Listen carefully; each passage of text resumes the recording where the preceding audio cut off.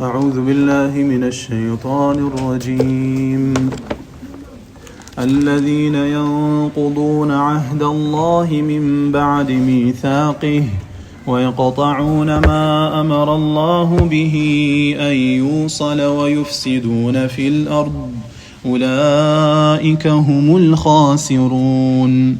Surah Al-Baqarah, ayah number 27. So in the previous ayah, Allah subhanahu wa ta'ala informs us of that He will give parables, He will give examples of whatever He wishes. He will not dictate for Allah subhanahu wa ta'ala what He can and what He cannot say in the Quran basically. This is what happened previously.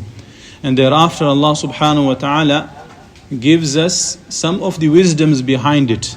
Now those who believe in Allah, this Quran, these examples, these parables will make them understand better.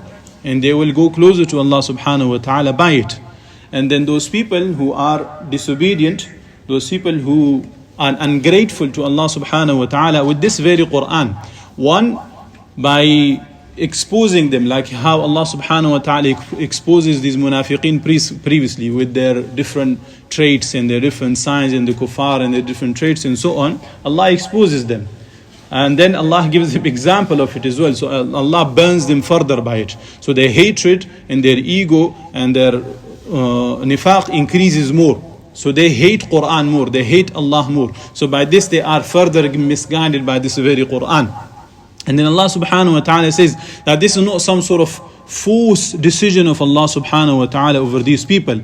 These were the same people who chose it with their own hand. And Allah gives us their information who they are. They are al-fasiqeen. Now in this ayah, Allah tells us who are al-fasiqeen. Who are those people who are definitely disobedient? Who are these people? Allah gives us three of their traits. So first of all, it starts from الَّذِينَ يَنْقُضُونَ عَهْدَ اللَّهِ مِنْ بَعْدِ مِيثَاقِهِ. Those who break their covenant, the promise basically, with Allah after it has been confirmed, after it has been binded. And this yanquduna, what kind of signal does it give? With what do you bind? What do you note? What do we note? What do we do it with? Which thing, item? With a rope, yeah? We said the rope that we tie, yeah? And Allah subhanahu wa ta'ala gives us example of Quran with a rope. Who remembers the ayah? وَاعْتَصِمُوا بِحَبْلِ اللَّهِ, yeah, with a rope.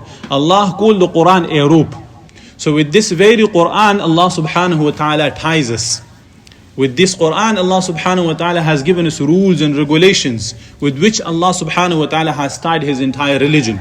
So those people who, when they say La ilaha illallah, when they enter the fold of Islam, they have done a mithaq with Allah subhanahu, they have done a ahd with Allah subhanahu wa ta'ala. They have done a promise with Allah. And thereafter, Allah subhanahu wa ta'ala makes it confirmed. Allah subhanahu wa ta'ala ties up with the Quran. Allah has sent us this Quran and here are regulations, what to do, what to not do. So this has been explained. So when we have said La ilaha illallah, when Allah subhanahu wa ta'ala has confirmed it with us, thereafter people leave it to aside. They do not give it value. So this is basically the scenes that have been has been given to us. So another way of understanding it is that in our fitrah, we have done an ahd with Allah. We already recognize that there is a God when in our own nature. This is one. Or in the signs, in the horizons, yeah, that we have. In the earth, in the sky, and the way the earth has come, and how did the earth come to exist, and the evolution that it goes back to, how did that start? Whatever way you take it, whatever theory you take it, it takes you back to a start. It has to start from something. What did that thing came from? So it leads you to Allah subhanahu wa ta'ala. So this is basically within your own nature, Allah has given you these hints towards Allah subhanahu wa ta'ala. Then thereafter Allah sends revelation. Thereafter Allah subhanahu wa ta'ala sends prophets and His book. With this Allah makes it more stronger. With this Allah subhanahu wa ta'ala makes it more clearer for us. Now thereafter who someone leaves it, then these are those people who are doing الَّذِينَ يَنْقُضُونَ عَهْدَ اللَّهِ مِنْ بَعْدِ مِيثَاقِهِ. Furthermore, Allah subhanahu wa ta'ala says, وَيَقْطَعُونَ مَا أَمَرَ اللَّهُ بِهِ أَن يُوصَلَ who survey the bones that Allah has commanded to be joined. So there we go, two audiences. Yeah, one is the audience at the time, who are the Yahud at the time. Yeah, and Allah had in the Quran, will come in various different places. Allah had taken a promise from them, and then that promise was reaffirmed and reaffirmed and reaffirmed. And one place Allah subhanahu wa ta'ala mentions that one of the promises that were taken from these people, when the Prophet of Allah comes, yeah, when the prophets comes from Allah, they will aid them, they will side with them. Yeah, لَيُؤْمِنُنَّ بِهِ وَلَيَنْصُرُنَّهُ. They will believe in him, they will be with him, and they will aid him. This will be the required from these people. So when the Prophet of Allah came, yeah, when the Prophet of Allah, Rasul sallallahu alaihi wasallam came, they did not side with the Rasul sallallahu alaihi wasallam, even though they knew it. الَّذِينَ آتَيْنَاهُمُ الْكِتَابَ يَعْرِفُونَهُ كَمَا يَعْرِفُونَ أَبْنَاهُمْ. They knew it. They knew it from their books, and they knew it through the Quran, the way Allah subhanahu wa ta'ala was speaking. So both ways, they throw Quran to a side, they threw Rasul sallallahu alaihi wasallam to a side. So they didn't held on to it. Now the other way, الَّذِينَ وَيَقْطَعُونَ مَا أَمَرَ اللَّهُ بِهِ أَن يُوصَلَ, relating it to the human beings. Relating it to the human beings. So these are the relationships, these are the bonds that Allah subhanahu wa ta'ala has created between us, the humankinds. Our relationship with our kin and kith, basically, with our parents, with our brothers, with our sisters, with the Muslimhood, yeah, with our neighbors, whoever they are. These are relationships that we meant to hold, that we meant to keep. These are the orders from Allah subhanahu wa ta'ala, whoever they are, the neighbors. We didn't even name it, yeah? Whoever the neighbors are. But there are regulations from Allah subhanahu wa ta'ala that we meant to put them together. But what these people do, they cut it. So previous one was untying, yeah? Now here is cutting. What does the images do? Untying is, so it's a severe crime, but it is in a smaller degree. Yeah, the rope is still there. But furthermore, they cut it. So now it's completely disbanded. So they become more and more vicious in their behavior. So they neglected the rights of Allah subhanahu wa ta'ala, the ahd, the mithaq, or the promises they have done with Allah subhanahu wa ta'ala. They left that to a side. Now in here, huququl ibad, the rights of the people have been left as well. So when these two are left to a side, spirituality and morality, what's going to happen? Allah subhanahu wa ta'ala says this further. وَيُفْسِدُونَ فِي الْأَرْضِ أُولَٰئِكَ هُمُ الْخَاسِرُونَ. Who spread corruption on the earth, these are the losers.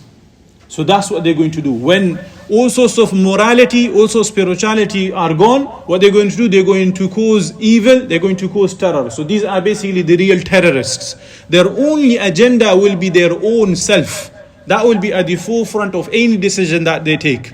If it's pleasing to them, if it pleases their desires, if it pleases their rights, if it pleases their own ways, then they're going to do it. They're not going to care about how it's going to affect the human beings, and definitely they're not going to take what Allah subhanahu wa ta'ala, what God orders basically. So this is going to be their mentality. What's going to happen? This corruption, how does it spread? Like you can understand from the freedoms, the various types of freedom, the freedom of education, the freedom of free speech, the freedom of whatever gender you choose basically, the freedom of to do whatever type of business you want to do.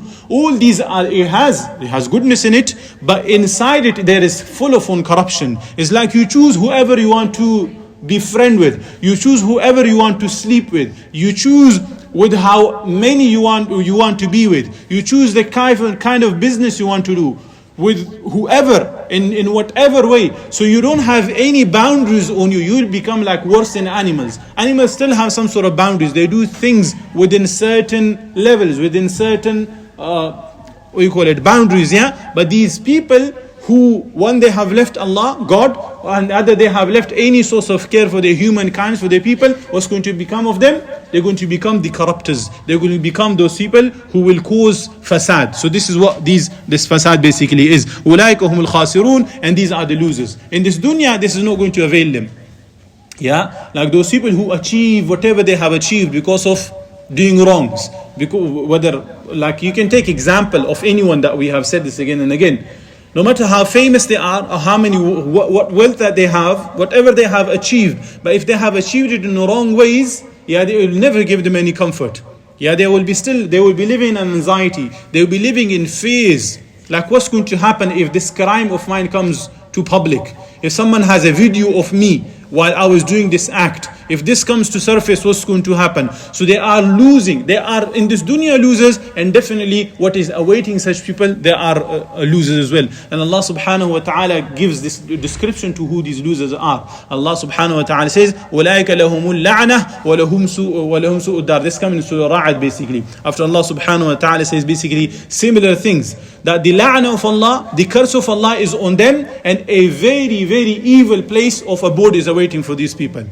What is the attitude of a Muslim? Completely opposite. Allah subhanahu wa ta'ala mentions in a different place in Surah Ra'd, where Allah subhanahu wa ta'ala says, الَّذِينَ يُوفُونَ بِعَهْدِ اللَّهِ وَلَا يَنْقُضُونَ الْمِيثَاقِ. These are the believers. These are the people whom Allah subhanahu wa ta'ala will guide. These are those people who looks at the ayat of Allah subhanahu wa ta'ala, even if they don't understand it, they say it is perfect, it is beautiful, it makes sense and it's appropriate. May I understand it now? May I don't. But it is perfect. It is the best. So these are those people. Who are they? الذين يوفون بعهد الله ولا ينقضون الميثاق. Those who fulfill the covenants of Allah and do not break the contract. Furthermore, والذين يصلون ما أمر الله به أن يوصل ويخشون ربهم ويخافون سوء الحساب. And those who join that which Allah has ordered to be joined and fear their Lord and are afraid of and are afraid of the evil of the account. So they are afraid of what is ahead of the Qiyamah. So this is basically contrast to the criminals. I hope that makes sense, yeah? It's like completely different kind of attitude Allah subhanahu wa ta'ala mentioned of the fasiqeen and of the muttaqeen. So this is the two different balances Allah subhanahu wa ta'ala gives. Now we're going to go over the ayah and we're going to read translation and then finish. Okay.